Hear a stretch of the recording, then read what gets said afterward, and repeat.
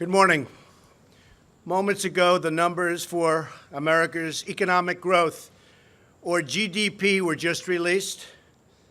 And I am thrilled to announce that in the second quarter of this year, the United States economy grew at the amazing rate of 4.1%. We're on track to hit the highest annual average growth rate in over 13 years. And I will say this right now, and I'll say it strongly, as the trade deals come in one by one, we're going to go a lot higher than these numbers, and these are great numbers. During each of the two previous administrations, we averaged just over 1.8% GDP growth. By contrast, we are now on track to hit an average GDP annual growth of over 3%, and it could be substantially over 3%. Each point, by the way, means approximately $3 trillion and 10 million jobs. Think of that. Each point, you go up 1 point. It doesn't sound like much. It's a lot. It's $3 trillion and it's 10 million jobs. If economic growth continues at this pace, the United States economy will double in size more than 10 years faster than it would have under either President Bush or President Obama. Perhaps one of the biggest wins in the report, and it is indeed a big one, is that the trade deficit, very dear to my heart because we've been ripped off by the world, has dropped by more than $50 billion. $52 billion to be exact. It's dropped by more than 50. Think of that. The trade deficit has dropped by more than $50 billion. And that's added and adding 1 point to GDP. That's a tremendous drop. We haven't had a drop like that in a long time. You have to go back a long time before you find it. By increasing growth to 3% over the next 10 years, that would mean 12 million new American jobs and $10 trillion of new American wealth, at least.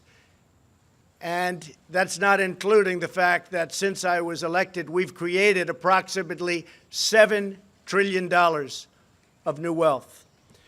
The year before I came into office, private business investment grew at only 1.8%. Last year, it jumped to 6.3%. That was my first full year. We had to do a lot of things to get it to grow.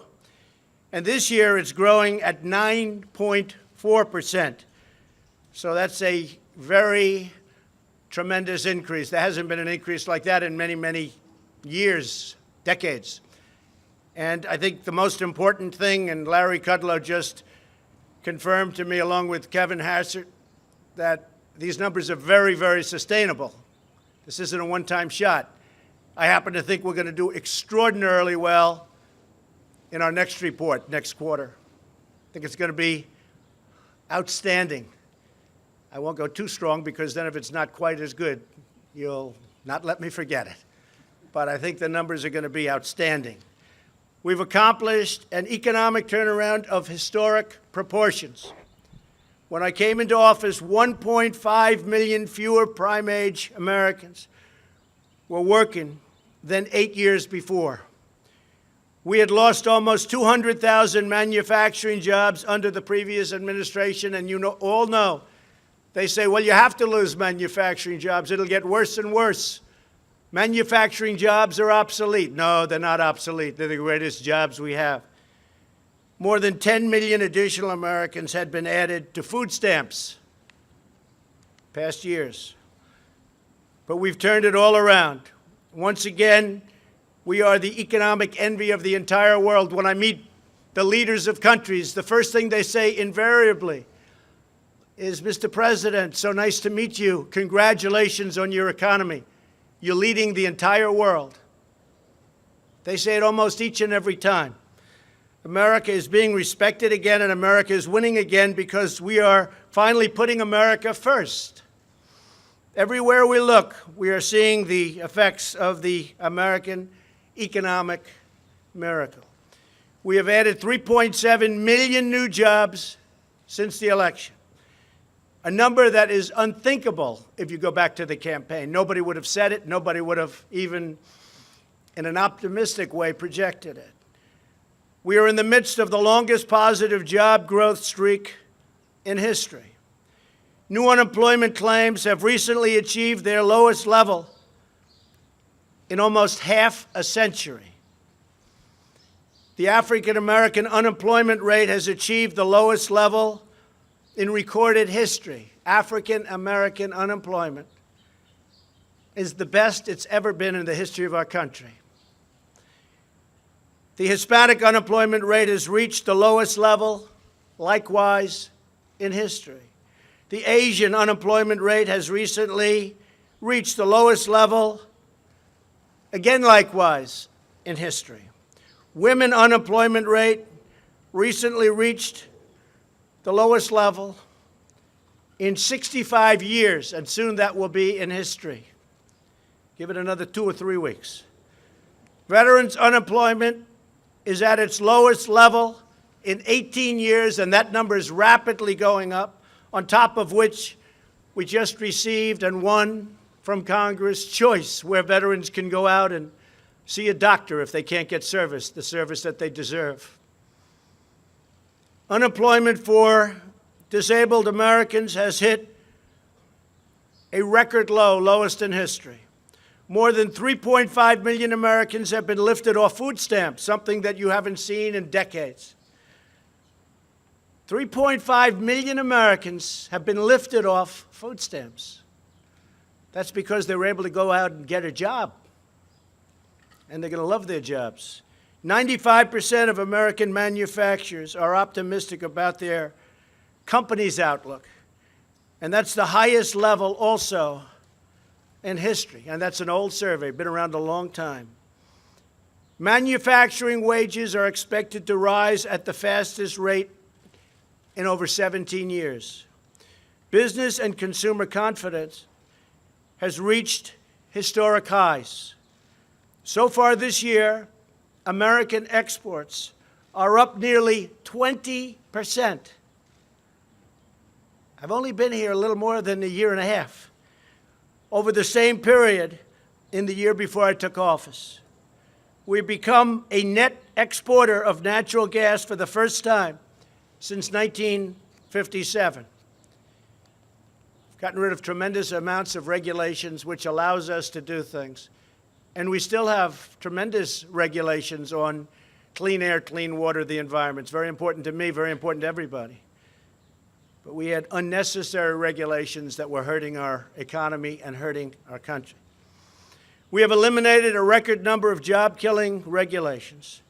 And with the help of Republicans in Congress, we passed, without one Democrat vote, the biggest tax cuts and reform in our history. And as you know, the Democrats want to end that and raise everybody's taxes.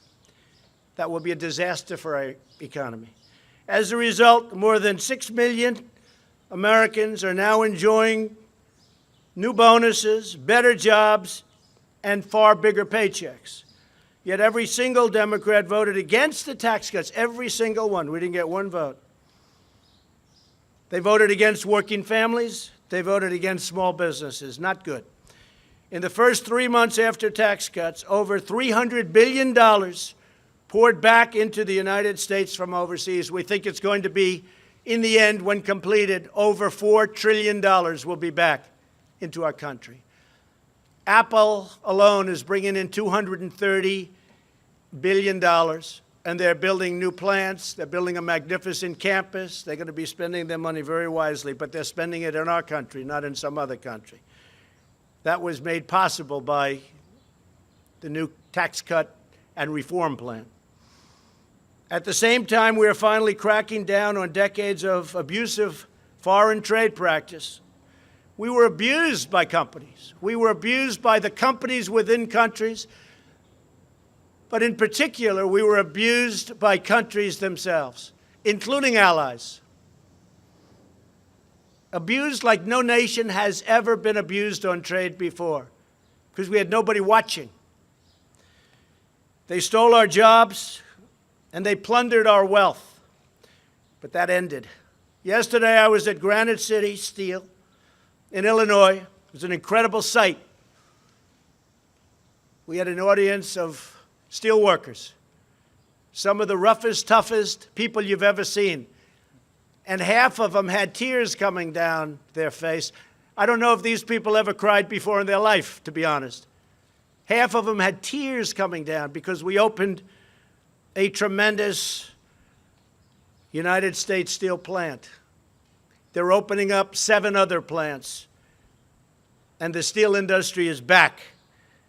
They're open for business, and we need the steel industry. And the tariffs did it. And nobody mentions the fact that these plants are creating tremendous numbers of jobs, tremendous. And billions of dollars are pouring into the United States coffers, billions of dollars. But we're getting jobs, we're getting money coming in, we're respected, and eventually the steel prices will really start to go down because all of these new plants are going to be competing against each other. But we won't have foreign countries dumping, that's the word they use, dumping, steel all over the place and destroying our factories, destroying our plants, destroying our companies, and destroying our jobs. Since I was elected, we've added 400,000 new manufacturing jobs. Remember, that was the obsolete deal. Obsolete. I used to say, why is it obsolete? We have to make things. Manufacturing jobs are among our best jobs, and we're just getting started. We've also liberated millions of Americans from the crushing burdens of Obamacare. The cruel individual mandate penalty is gone. That's where you pay a lot of money for the privilege of not having to buy bad health care and pay for it. It's gone. Nobody thought we could get rid of it. That was the most unpopular provision by far, probably on anything, but certainly in Obamacare. And Obamacare is now on its last legs, fortunately. And through associated health plans, we're giving Americans the ability, just opened, millions of people going to be signing up, millions and millions. We're giving Americans the ability to join together to purchase much better and more affordable health care and health insurance, including bidding across state lines. So all of the insurance companies are going wild. They want to get it. You're going to have great health care at a much lower price. It will cost the United States nothing. Nothing. Think of that. It will cost us nothing. And that's Secretary Acosta. Secretary Azar is coming out with another health care plan, somewhat different. Result the same, much less expensive health care at a much lower price. Will cost our country nothing. We're finally taking care of our people.